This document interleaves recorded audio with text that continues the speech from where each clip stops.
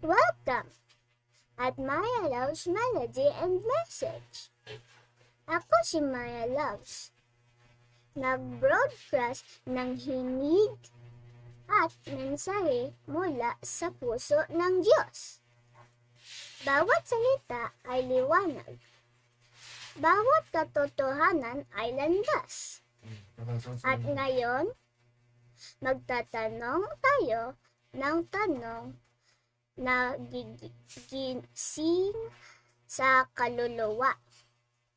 Hindi lang tayo isinilang, tayo ay pinili ng Diyos. Hindi lang tayo nabubuhay. Tayo ay tinawag upang sumunod. Hindi lang tayo nagsasalita. Tayo ay umaalingaw-ngaw ng kanyang kalooban. Sa ika-21 siglo ngayon, maraming nagtatanong, ano ba ang kalooban ng Diyos? Mayroon na tayong aklat ng Diyos. Ito ay buo. Ito ay selyado. Ito ay binigay sa buong mundo.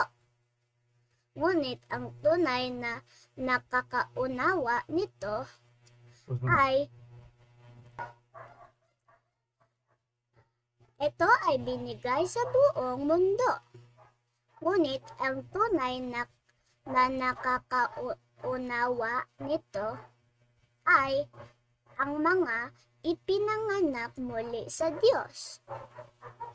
Ang kalooban ng Diyos ay hindi lihim. Ito ay nakasulat.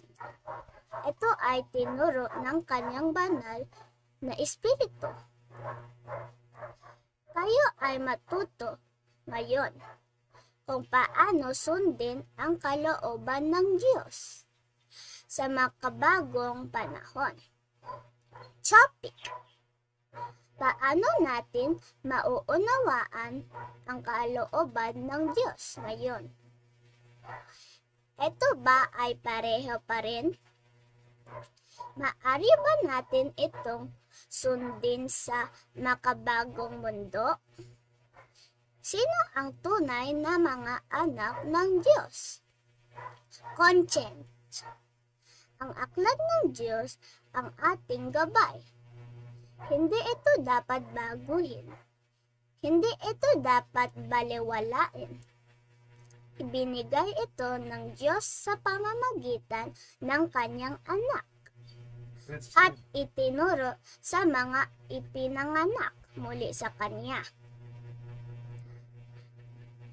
Kay kanya, may mga anak ng Diyos at may mga anak ng Diablo. Ang tunay na anak ng Diyos ay sumusunod sa kanyang kalooban sa pamamagitan ng kanyang espiritu. Tayo ay magbasa, magtanong at sumunod. Isaiah chapter 34 verse 16. Hanapin ninyo sa aklat ng Panginoon at basahin. Wala ni isa sa mga ito ang mabibigo. Tumingin sa aklat ng Diyos, basahin ito, walang mabibigo. Matalinong tanong. Saan natin matatagpuan ang kalooban ng Diyos ngayon? Sa aklat ng Diyos. Ito ay buo at totoo.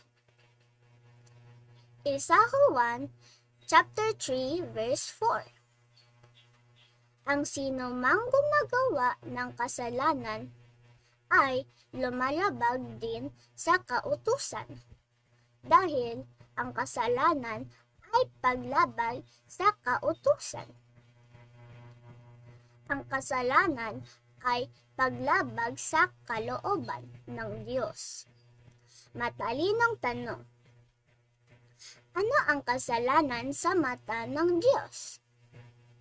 Paglabag sa kalooban ng Diyos na nakasulat sa kanyang aklat. 1 Korintyo chapter 4 verse 6. Upang matuto kayong huwag lumampas sa mga bagay na nakasulat. Huwag tayong lalampas sa nakasulat. Matalinong tanong. Maari ba tayong magdagdag ng sariling ideya sa kalooban ng Diyos? Hindi. Ang susundin lang ay ang nakasulat. Deuteronomio chapter 4 verse 2. Huwag ninyong daragdagan ang salita na aking inutos sa inyo. Nibawasan ito. Huwag magdagdag, huwag magbawas. Matalinong tanong.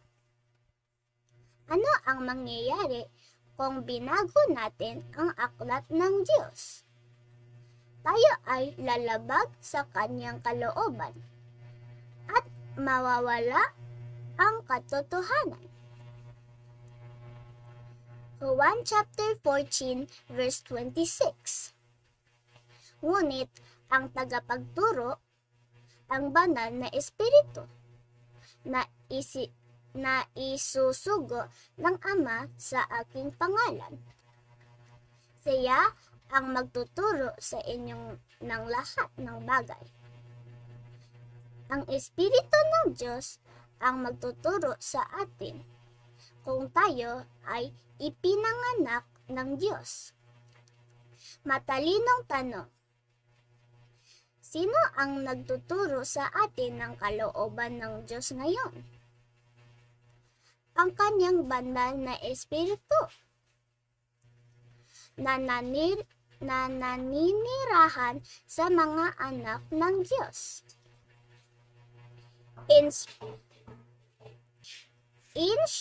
Inspirasyonal na mensahe. Ang aklat ng Diyos ang ating liwanag sa mundong madilim. Ang pagsunod sa kanyang kalooban ay paglalakad sa katotohanan. Ang pagtuturo sa kanyang espiritu ay pamumuhay bilang tunay na anak. Summary.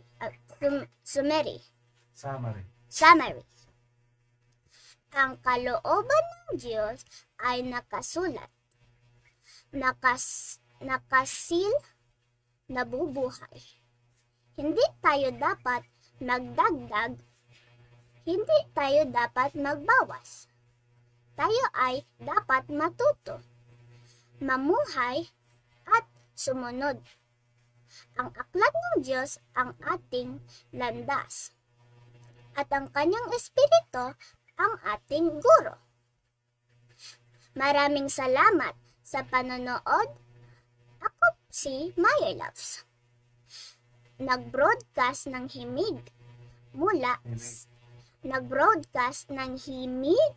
mula sa iyong puso at mensahe mula sa Diyos.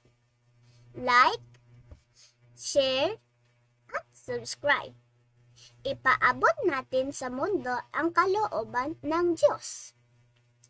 Hayaan ang bawat anak ng Diyos ay magliwanag.